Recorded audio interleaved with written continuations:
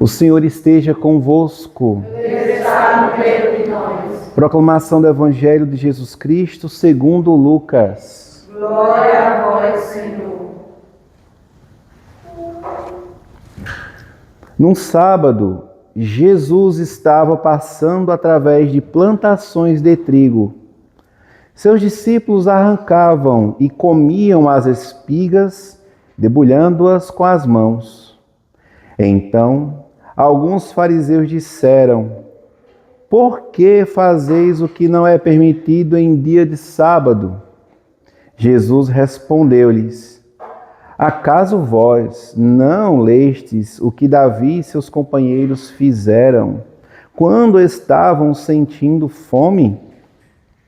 Davi entrou na casa de Deus, pegou 2 dos pães oferecidos a Deus e os comeu, e ainda por cima o deu a seus companheiros. No entanto, só os sacerdotes podem comer desses pães." E Jesus acrescentou: "O Filho do Homem é Senhor também do sábado." Palavra da salvação. Glória a vós, Senhor. Irmãos e irmãs, nós celebramos a missa votiva à Virgem Santíssima neste sábado, que inclusive coincide com o dia citado neste Evangelho, nesta perícope de São Lucas.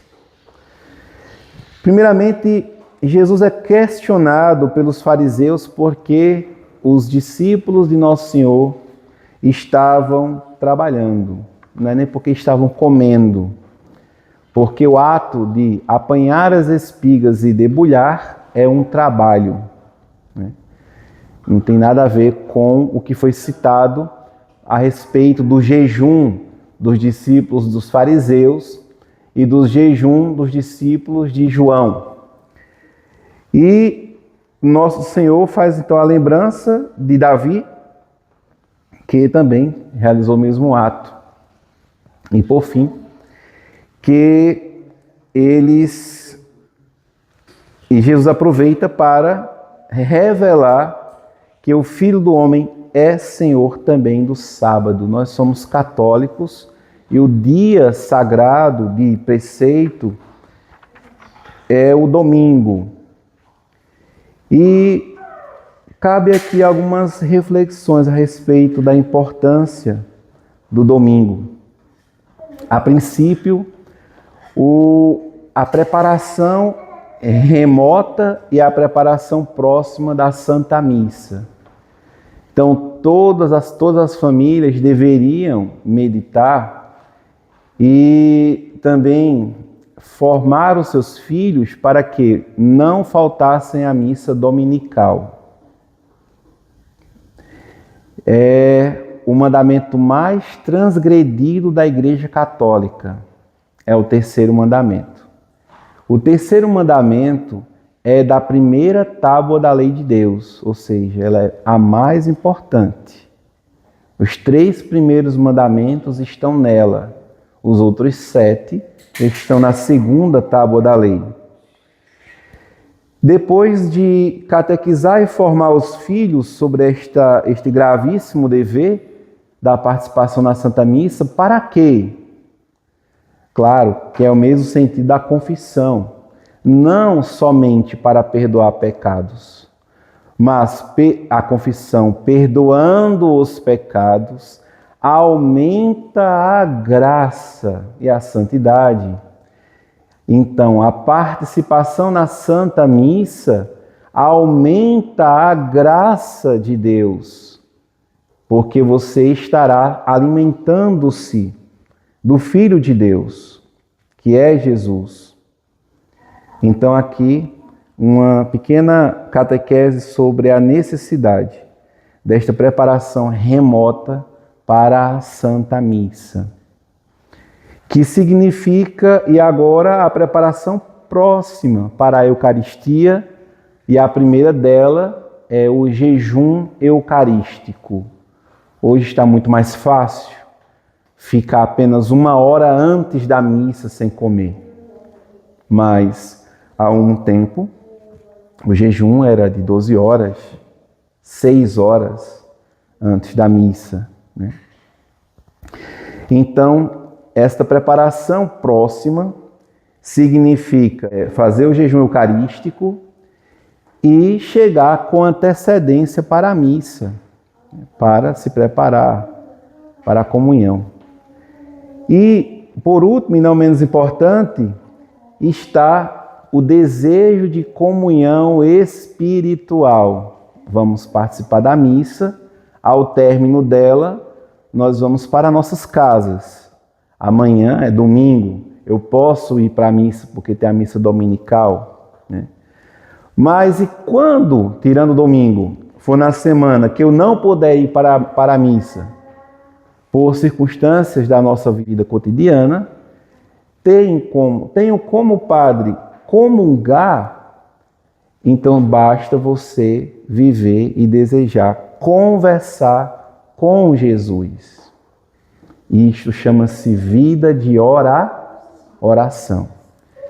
Então, inclusive, se você não alimenta a vida de oração cotidianamente, comungando espiritualmente, conversar com Jesus como um amigo, né?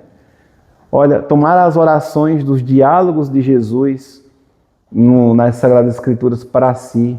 Olha, Senhor, encontro-me como aquele cego. Como aquele cego enxergou, também eu quero ver. Como aquele paralítico que foi curado e começou a caminhar, ajuda-me a progredir na vida espiritual. E a Bíblia nos ensina, a palavra de Deus, meditada neste mês de setembro, nos ensina a tomar de empréstimo as orações, os diálogos daqueles que conviveram com Jesus para nossas vidas e nos apropriarmos delas para iniciar a nossa oração. Ou pelo menos o começo deve ser meditado a partir da palavra de Deus. E depois, quando você estiver em plena comunhão, continua-se a sua oração.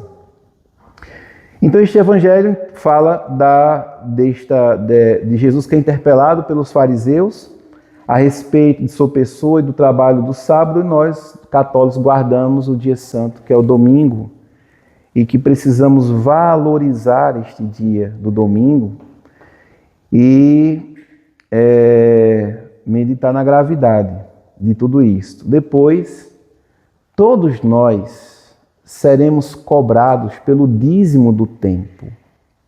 Foi posto lá um dízimo no templo, recordando Davi que comeu este alimento, e era assim que se fazia nas ofertas dos antigos sacerdotes. Então, Deus nos deu um tempo chamado vida. E pensamos que a vida ela é pessoal, ela é minha. Mas a vida ela é uma entrega a Deus, é uma oferta a Deus. Então a comunhão e a vida de oração é o tempo que eu oferto a Deus. E nós sabemos, não precisa ser dito, que já está inscrito em nosso coração que dos dias da semana, o dia do Senhor é o primeiro dia, é para ser dado para Ele. E aí, não preciso também dizer que nós lutamos com esta sociedade e com estes vícios do tempo de o homem ser senhor do seu dia, da sua semana, do seu ano, do seu próprio tempo. E aí, nosso Senhor nos lembra, o Filho do Homem é Senhor também do sábado.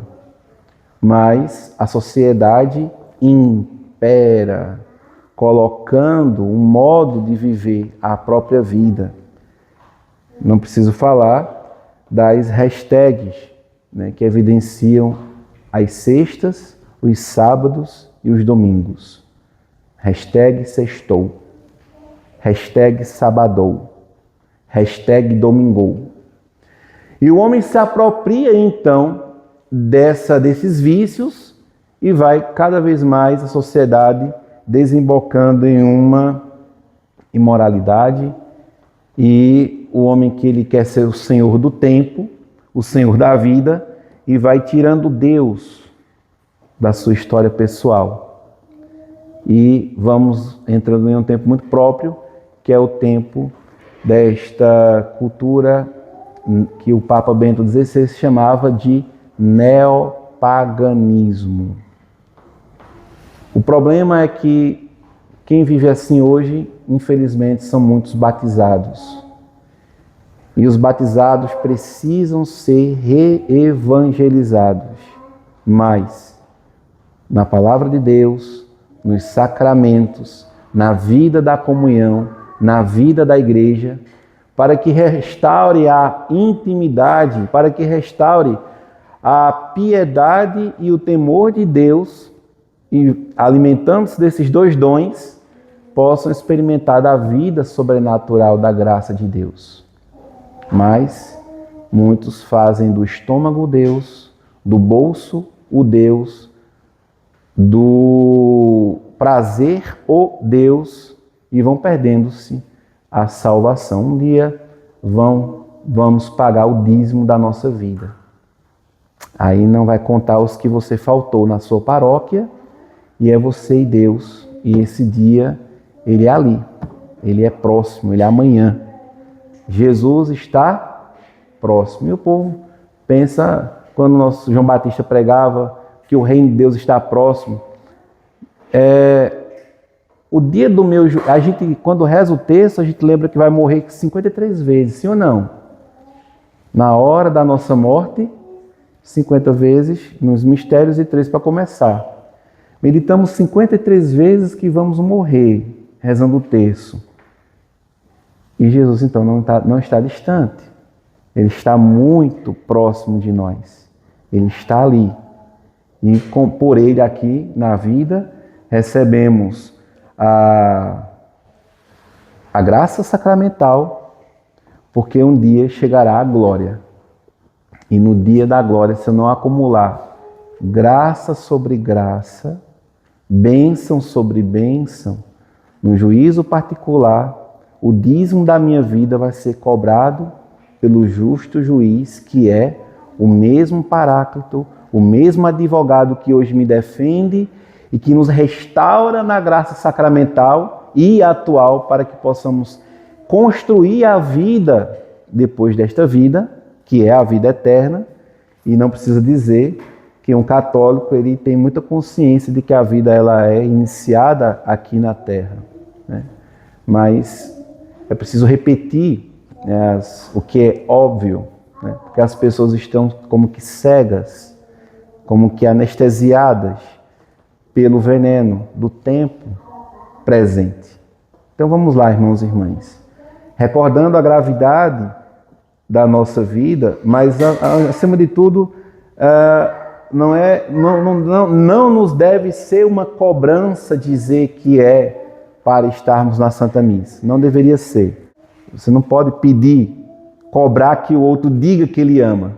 Jesus também não vai. Porque a única forma de amarmos a Deus é na Santa Missa. É o modo mais excelente.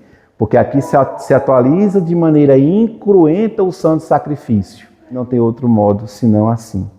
Glória ao Pai, ao Filho e ao Espírito Santo, como era no princípio, agora e sempre.